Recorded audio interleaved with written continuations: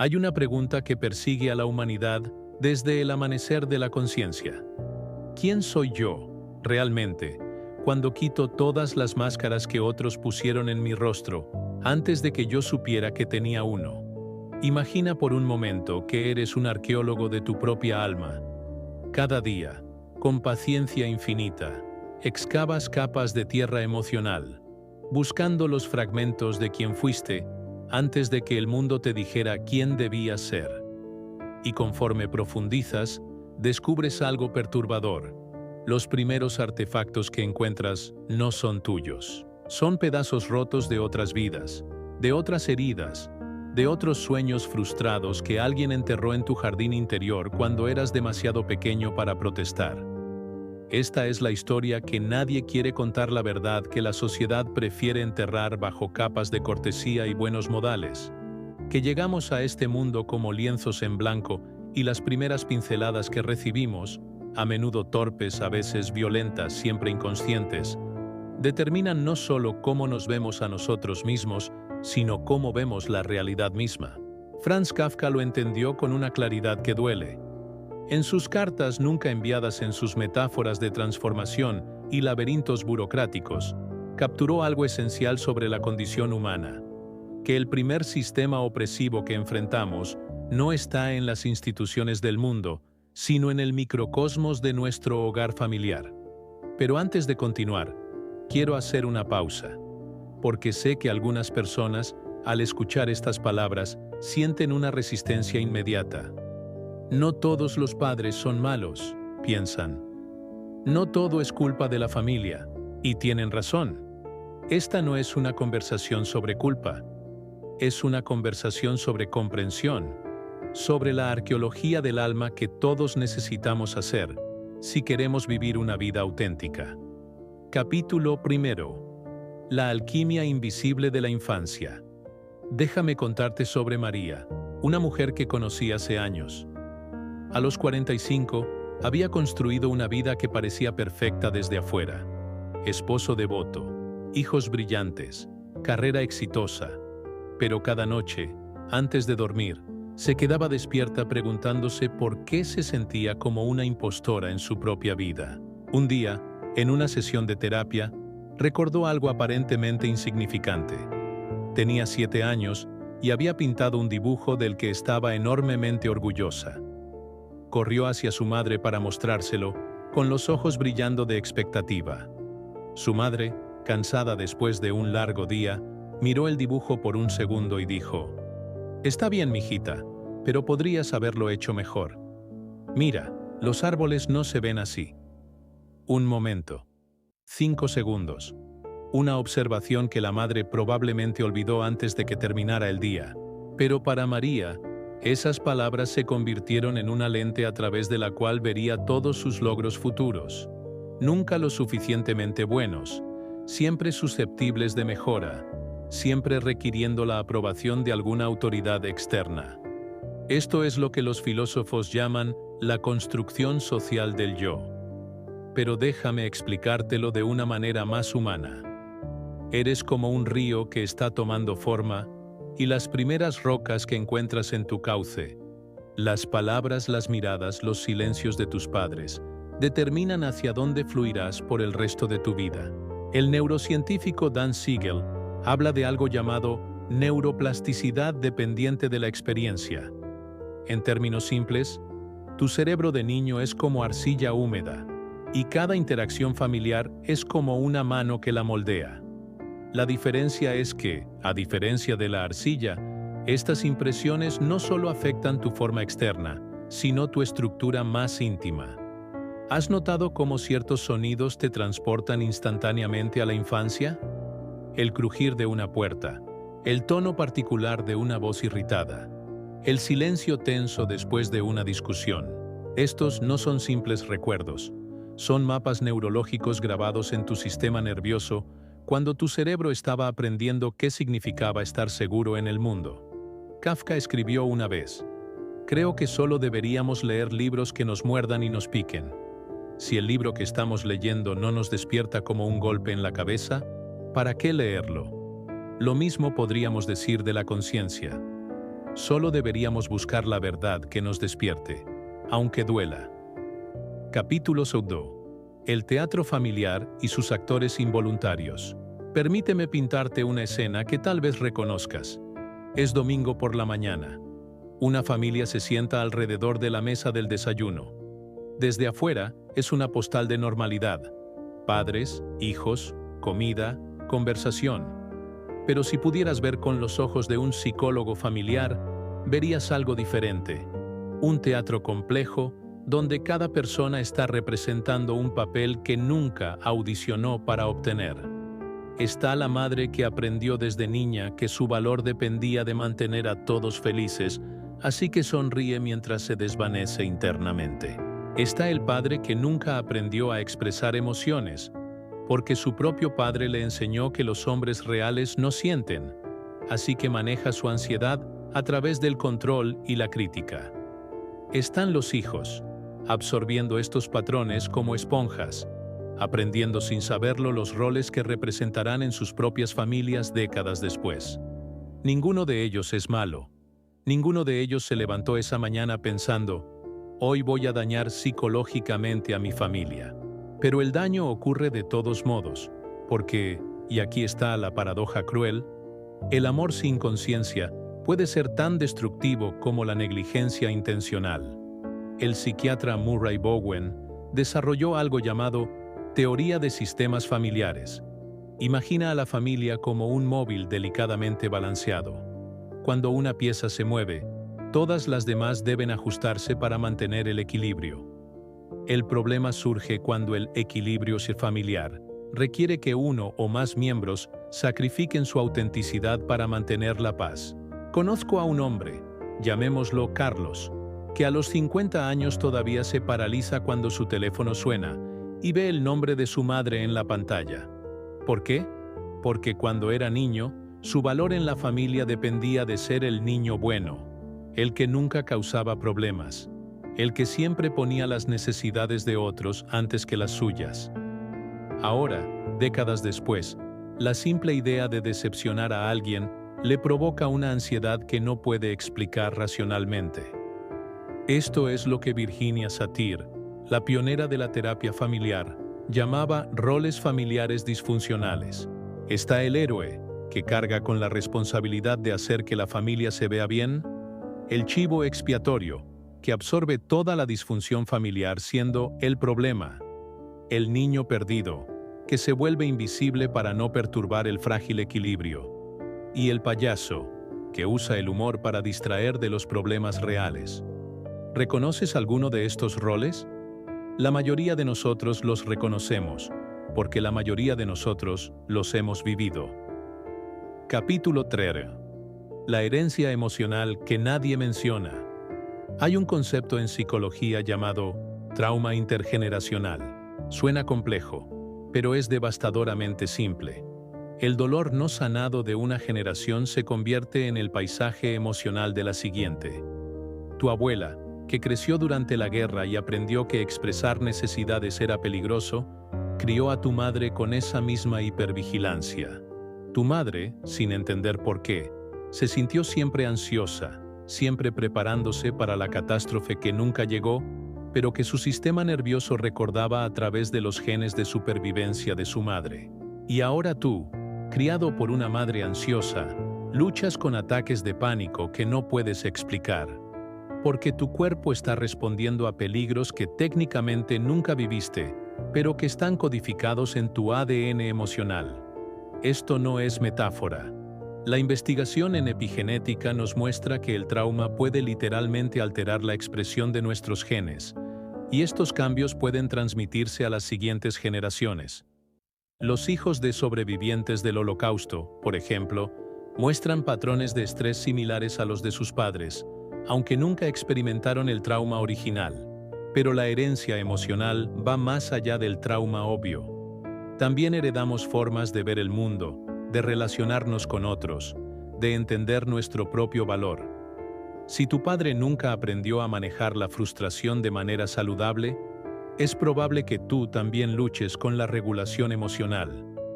Si tu madre tenía una relación conflictiva con su propia feminidad, es probable que tú también tengas preguntas no resueltas sobre tu identidad de género. La antropóloga Virginia Satir solía decir: los problemas no están en las personas, los problemas están en los sistemas. Las familias son sistemas, y como todos los sistemas, tienden a perpetuarse a sí mismos, incluso cuando son disfuncionales. Capítulo 4. El laberinto de Kafka. Cuando el hogar se convierte en prisión.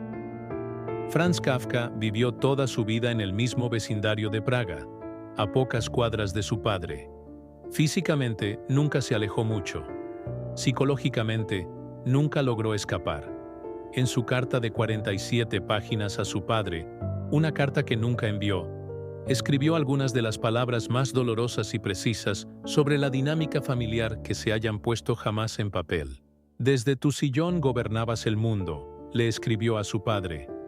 Tu opinión era correcta, cualquier otra era loca, desenfrenada, mexuga, anormal. Para Kafka, la mesa familiar no era un lugar de nutrición, sino un tribunal donde cada día se juzgaba su derecho a existir. Pero ¿sabes qué es lo más trágico de la historia de Kafka? Que su padre, Hermann, probablemente pensaba que estaba siendo un buen padre.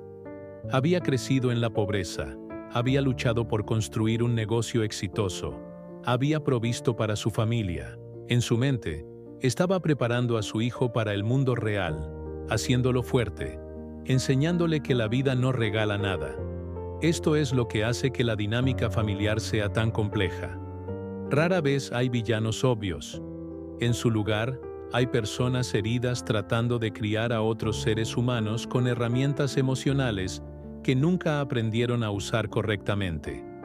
La metamorfosis de Kafka, su historia sobre un hombre que se despierta convertido en un insecto gigante, no es solo literatura fantástica.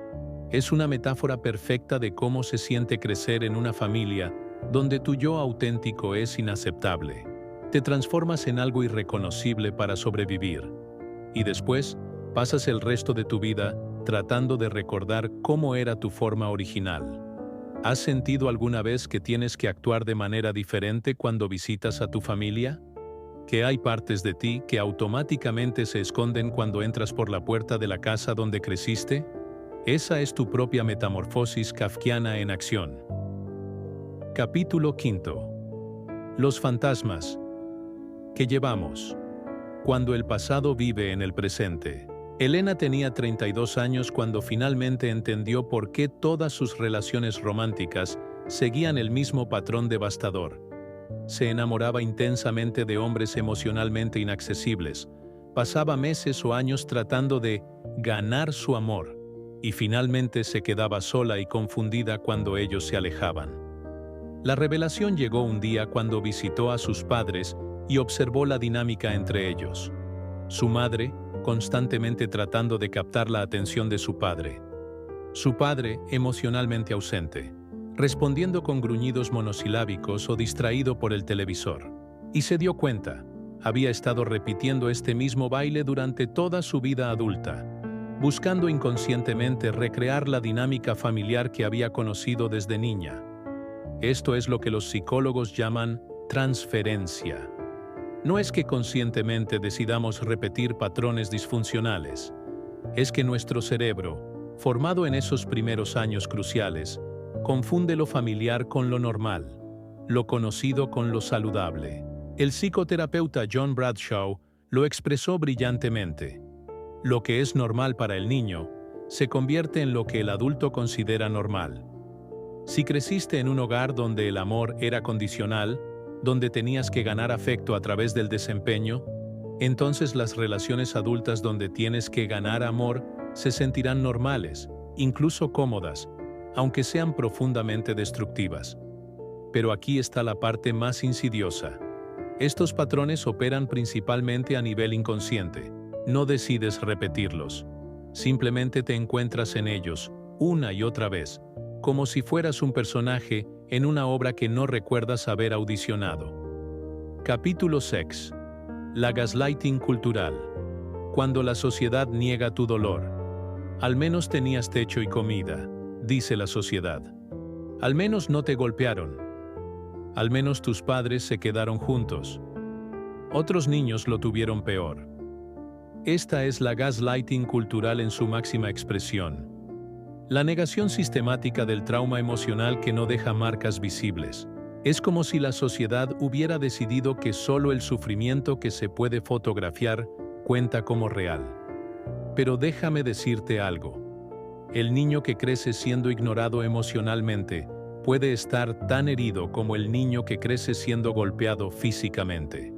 El niño cuyos sentimientos son constantemente minimizados puede desarrollar los mismos patrones de autoestima que el niño que es abiertamente rechazado.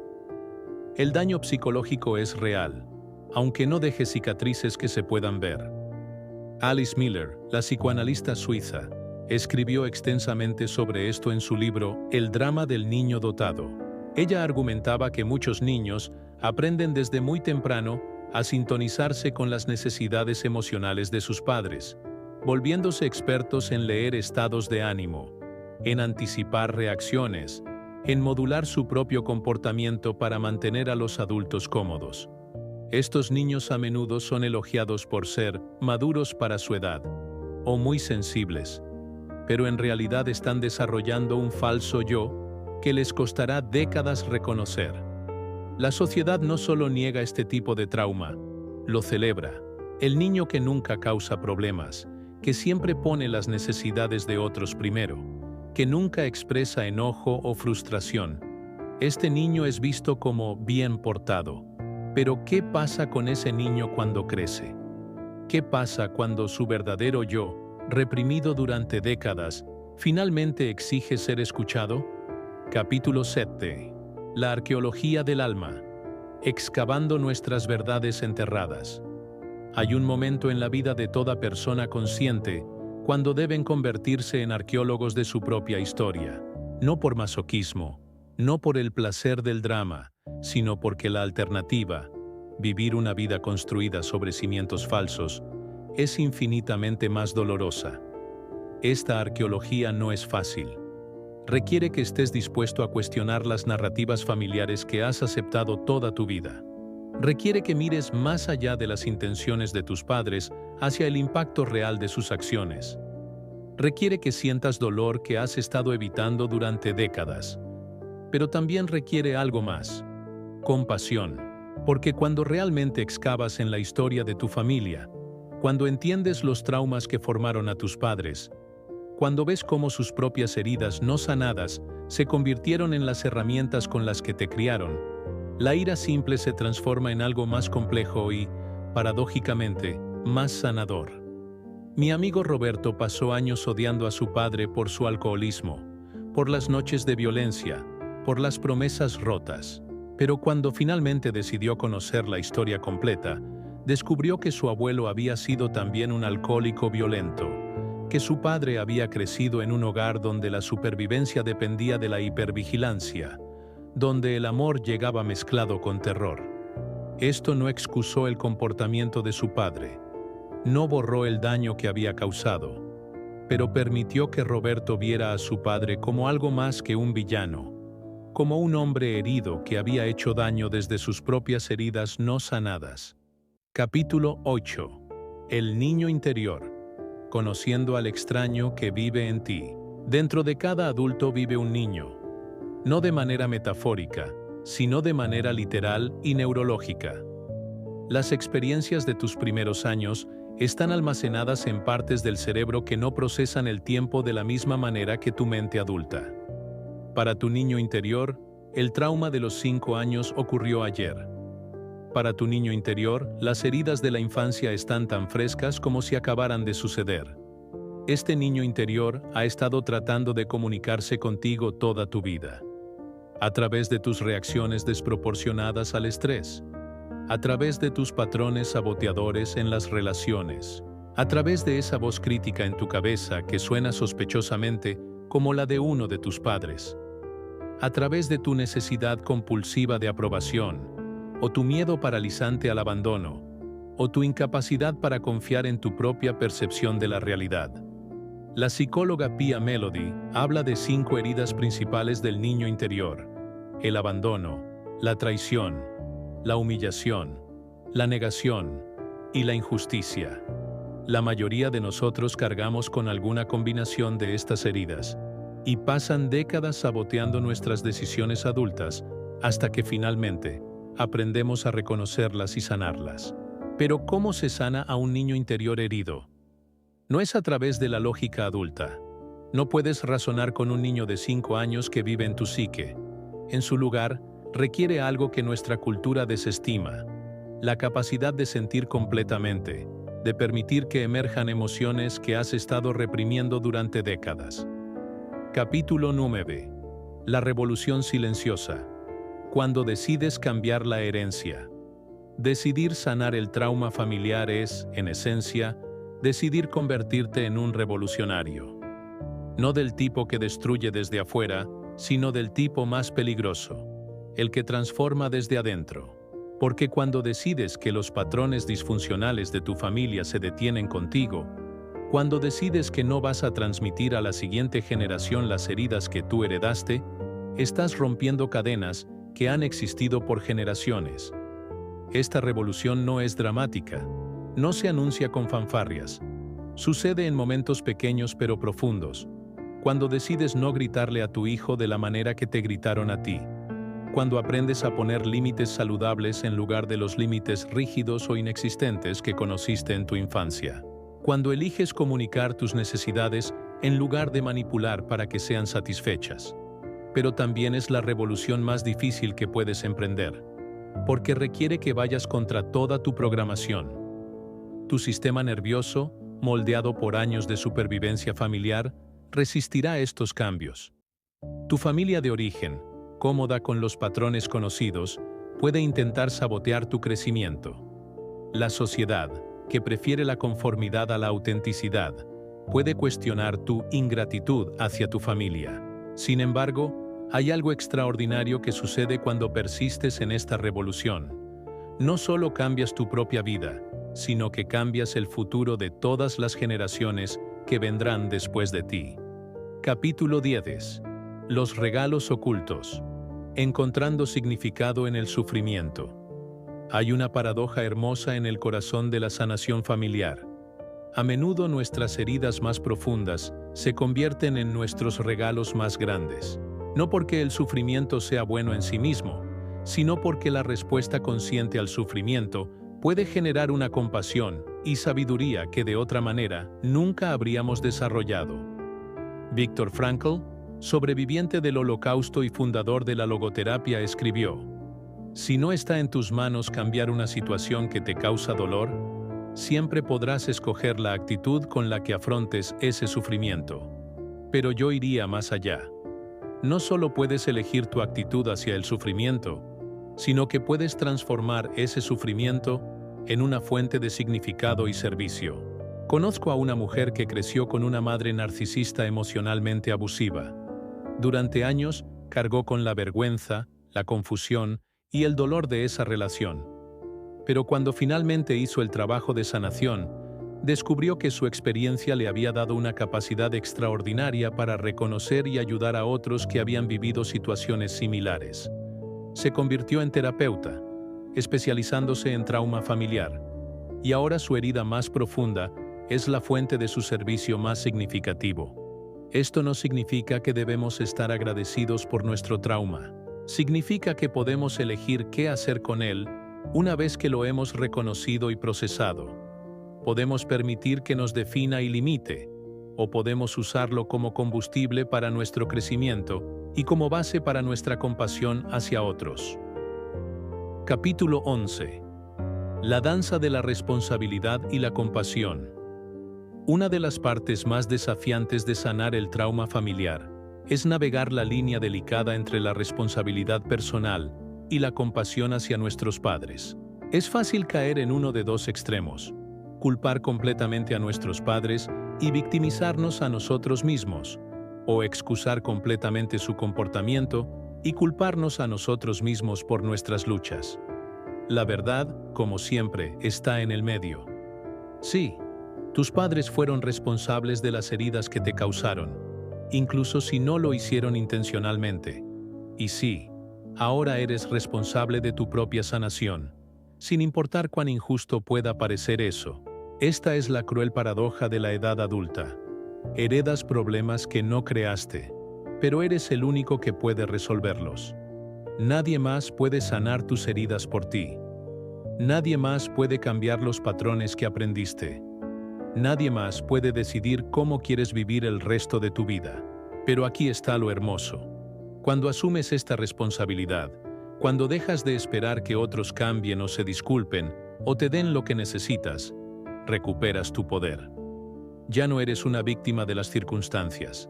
Te conviertes en el autor de tu propia historia. Capítulo 12. El arte de sentir. Recuperando tu derecho a la emoción. Una de las formas más sutiles pero devastadoras de trauma familiar es la negación del derecho a sentir. Muchos de nosotros crecimos en hogares donde ciertas emociones eran inaceptables, donde se nos enseñó a reprimir, negar o transformar nuestros sentimientos para mantener cómodos a los adultos a nuestro alrededor. Los niños no se enojan con sus padres.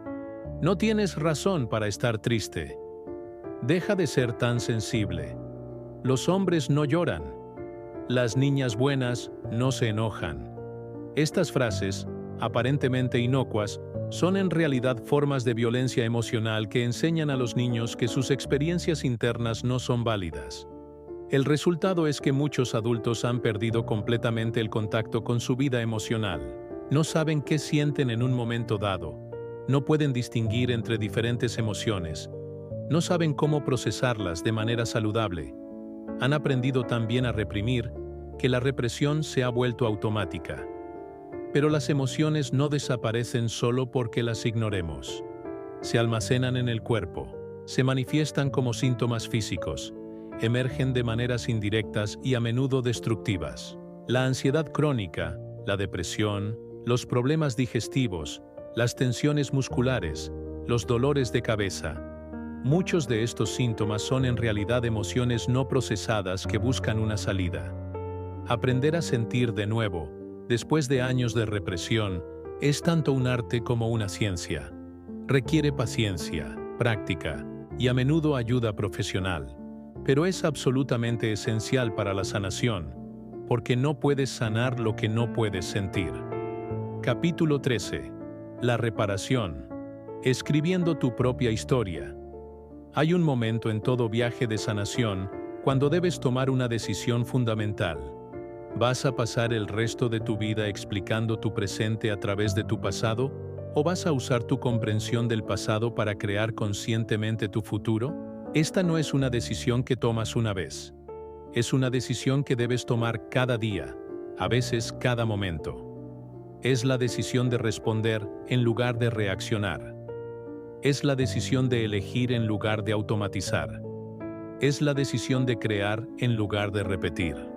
La reparación no significa que olvidas tu pasado o que finges que el trauma nunca ocurrió. Significa que integras tu historia de una manera que te sirve en lugar de sabotearte. Significa que reconoces cómo tu pasado te ha formado, sin permitir que te defina completamente. Piensa en la reparación como el arte de convertirte en el padre o madre que necesitabas cuando eras niño. Esto significa aprender a consolarte cuando estás asustado, a celebrarte cuando logras algo importante, a ponerte límites amorosos cuando te comportas de maneras autodestructivas, a escucharte con compasión cuando necesitas ser oído. Capítulo 14. El perdón. Como libertad personal. El perdón es quizás el concepto más malentendido en todo el proceso de sanación familiar. La sociedad nos dice que debemos perdonar para ser buenas personas, que el perdón es algo que les debemos a quienes nos han herido. Pero esto es una comprensión superficial y potencialmente dañina del perdón verdadero. El perdón auténtico no es algo que haces para otros, es algo que haces para ti mismo. No es excusar el comportamiento dañino o pretender que no ocurrió. No es reconciliarte con personas que continúan siendo tóxicas. No es un acto único que sucede de la noche a la mañana. El perdón verdadero es la decisión gradual de dejar de permitir que las acciones pasadas de otros controlen tu vida presente. Es la liberación de la necesidad de que el pasado haya sido diferente. Es la aceptación radical de lo que fue, para que puedas enfocarte en crear lo que será. Esto no significa que olvidas o que no estableces límites. Puedes perdonar a alguien y al mismo tiempo decidir que no es seguro o saludable tenerlos en tu vida. Puedes perdonar a alguien y al mismo tiempo responsabilizarlos por sus acciones. El perdón es compatible con la justicia, con la protección personal, con la honestidad sobre el daño causado. Capítulo 15. La transmisión consciente. Rompiendo las cadenas generacionales. Una de las realizaciones más profundas en el trabajo de sanación familiar es el reconocimiento de que no solo estás sanando para ti mismo, sino para todas las generaciones que vienen después de ti. Cada patrón disfuncional que rompes es una cadena menos que tus hijos tendrán que llevar. Cada herida que sanas es una menos que involuntariamente transmitirás. Esto es especialmente poderoso si tienes hijos o planeas tenerlos. Pero incluso si no tienes hijos biológicos, tu sanación afecta a todos los que te rodean. Los patrones de relación que desarrollas, la forma en que manejas el conflicto, tu capacidad para la intimidad emocional. Todo esto influye en tu círculo social y se extiende como ondas en un estanque. La transmisión consciente requiere una vigilancia constante, no del tipo paranoico, sino del tipo amoroso. Requiere que te preguntes regularmente: ¿estoy respondiendo desde mi sabiduría adulta o desde mis heridas infantiles no sanadas? ¿Estoy creando seguridad emocional para los demás o estoy perpetuando los patrones disfuncionales que heredé? Esto no significa que tienes que ser perfecto. Los padres perfectos no existen, y la búsqueda de la perfección es en sí misma una forma de disfunción. Significa que estás comprometido con la conciencia, con la reparación cuando cometes errores, con el crecimiento continuo. Capítulo 16. La comunidad de sanadores. Encontrando tu tribu. Una de las cosas más desafiantes sobre sanar el trauma familiar es que a menudo te sientes muy solo en el proceso. Tu familia de origen puede no entender o apoyar tu viaje de sanación. Tus amigos pueden no comprender por qué estás removiendo el pasa,